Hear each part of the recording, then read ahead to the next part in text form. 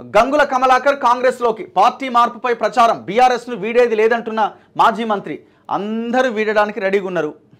ఎర్రబెల్ దయాకర్రావు వార్త వచ్చింది మొన్న ఇదే ఆంధ్రజ్యోతిలో. ఆయన నెక్స్ట్ ఒక స్టేట్మెంట్ ఇచ్చిండు, లేదు నేను మళ్ళీ కేసీఆర్ని ముఖ్యమంత్రిని చేసేదాకా బీఆర్ఎస్లోనే ఉంటాను అంటే ఆయన ఉండనట్టు లెక్క. మీరు చూడండి ఇప్పుడు దానికి మరి ఎట్లా పోతాడని అనుకోవచ్చు మీరు. దానికి ఇంకొక రీజన్ చెప్తారు. ఆనాటికి రుణమాఫీ చేయడనుకున్నాం, రేవంత్ రెడ్డి రుణమాఫీ చేసిండు రైతుల పక్షాన. ఆయన ఆల్రెడీ స్టార్ట్ చేసిండు కదా, ఎవరు పోచారం శ్రీనివాసరెడ్డి, రైతుల కోసం ఇంతకంటే ఎక్కువేం కావాలని. ఇప్పుడు వీళ్ళు కూడా ఈ రుణమాఫీ అయిపోయినప్పుడు ఇంకోటి అయిపోయినప్పుడు అప్పుడు స్టార్ట్ చేస్తారు. మళ్ళీ మేము అసలు అనుకోలేదు, మేము పొరపాటు పడ్డాం అవసరమైతే అంటారు. మొత్తం అందులో కేటీఆర్, కేసీఆర్, హరీష్ రావు తప్ప నాలుగో వ్యక్తి ఉండనే ఉన్నాడు ఆ పార్టీలో. ఉంటే కవిత ఎట్లాగా ఉంటుంది, ఎందుకంటే ఆమె ప్రజాప్రతినిధి కాదు కాబట్టి ఆమె పేరు చెప్తలేం మనం. ఈ నలుగురు తప్ప ఆ పార్టీలో ఎవడు లేడు, ఎవడు ఉండడు. ఒక ఎమోషనల్ కనెక్టివిటీ అన్నది ఆ పార్టీతో ఆ లీడర్లకు లేకుండా పోయింది. బేసిక్గా ఎమ్మెల్యేలకు కూడా ఏంటంటే ఎమ్మెల్యే కావాలి, బాగా సంపాదించుకోవాలి, కేసీఆర్ మనకు సహకరిస్తాడు, మొత్తం దోపిడీ చేయాలని. మరి ఇప్పుడు ఈ దోపిడీ ముఠా అంతా మరి కాంగ్రెస్లోకి అటు ఇటు పోతుంది కదా, పోతుంది అంతే. అంతా ఒకటే కదా, దొంగలే కదా, అన్నీ ఒకే తాను ముక్కలే. ఏ పార్టీల పవర్ ఉంటే ఆ పార్టీలోకి పోవాల్సిందే. ఇప్పుడు గంగుల కమలాకర్ కూడా తన ఆస్తులు కాపాడుకోవాలి. కరీంనగర్లో ఉన్న కొండలు మొత్తం కరిగించిండు కదా, ఇప్పుడు తన ఆస్తులు కాపాడుకోవాలి, తన మొత్తం గనులన్నీ కాపాడుకోవాలి. ఈ చైనా ఎక్స్పోర్ట్స్, ఈ కథ, ఈ వ్యవహారం అంతా సాఫీగా జరగాలంటే ఎక్కడ పవర్ ఉంటే అక్కడికి పోవాలి. అదే పని చేయబోతున్నాడు. ఇప్పుడు ఆయన ఖండించిండు కదా అని అనుకోవచ్చు మీరు, ఖండిస్తాడు. మళ్ళీ ఏదో ఒక సందు దొరికినప్పుడు అప్పుడు వెళ్తాడు. ఇప్పుడు కాదు కదా, ఇంకొక 10 రోజులు ఉంది కదా, 15 రోజులు ఉంది కదా, అప్పుడు చూద్దాం. ఫస్ట్ అయితే ఖండిద్దాం. మాట్లాడక తప్పని సిచ్యువేషన్ కదా. సో కాబట్టి చెప్తారు అట్లా, మేము పోతలేమని. కానీ అందరు పోయేటోళ్ళే, ఎవ్వరు ఉండరు.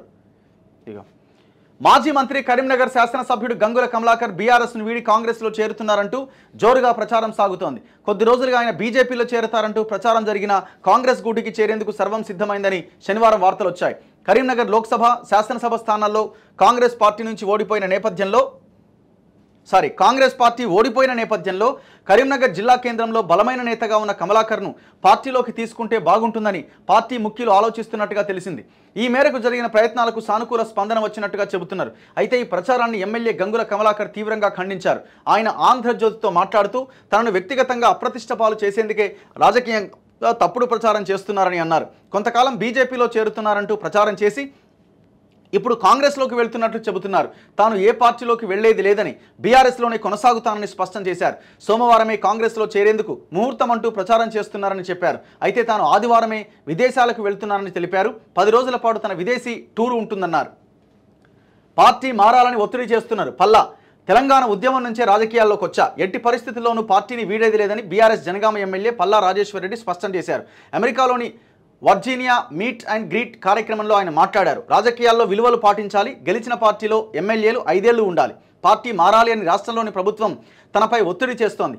6 నెలల్లో 4-5 కేసులు పెట్టారు. విచారణ కమిటీ పేరుతో ఇబ్బందులు పెడుతున్నారు. తనతో పాటు భార్య నీలిమ, కొడుకు అనురాగులపైన కేసులు పెట్టారు. కేసులకు భయపడనని, ఎదురొడ్డి పోరాడతానని ప్రకటించారు. అబ్బాబ్బాబ్బాబ్బా, పల్లా రాజేశ్వరరెడ్డి చెప్తున్నావు. ఆయన అంటే ఒకటే ఒత్తిడి చేస్తున్నట. నీ దొంగ బిజినెస్లు, నీ దొంగ లెక్కలన్నీ జనానికి తెలుసు. నీలిమ హాస్పిటల్స్ పేరుతో, లేకపోతే నీ అనురాగ్ యూనివర్సిటీ, నీ విద్యా సంస్థల దందాల పేరుతో జనం రక్తం తాగుతున్నావు. ఈయన కాడ విలువలట, ఇంకా తెలంగాణ ఉద్యమం నుంచి రాజకీయాల్లో ఉండట. ఈయనేమో కొండలు మింగిన అనకొండ, ఈయనేమో జనం రక్తం తాగే ఒక రక్త పిపాసి, ఏమంటారు ఇంకా అట్లా మాట్లాడుకోవచ్చు మనం వీళ్ళే. ఎందుకంటే వీళ్ళు అసలు ప్రజల కోసం పనిచేసే లీడర్లే కాదు. మొత్తం ఆ జనగామలో దొంగ ఓట్లు పెట్టి ఆడ గెలిచిండు. మొత్తం అవే ఓట్లు. మొన్న ఆనాడు ఎమ్మెల్సీకి గెలిచినప్పుడు అంతే, జనగామలో కూడా సేమ్. ఈయన ఈ పల్లా రాజేశ్వరరెడ్డి, మల్లారెడ్డి బ్యాచ్ అంతా ఏం చేస్తుంటే మొత్తం కాలేజీలో పనిచేసే సిబ్బందిని మొత్తం ఎగదోస్తారు ఆ నియోజకవర్గంలోకి.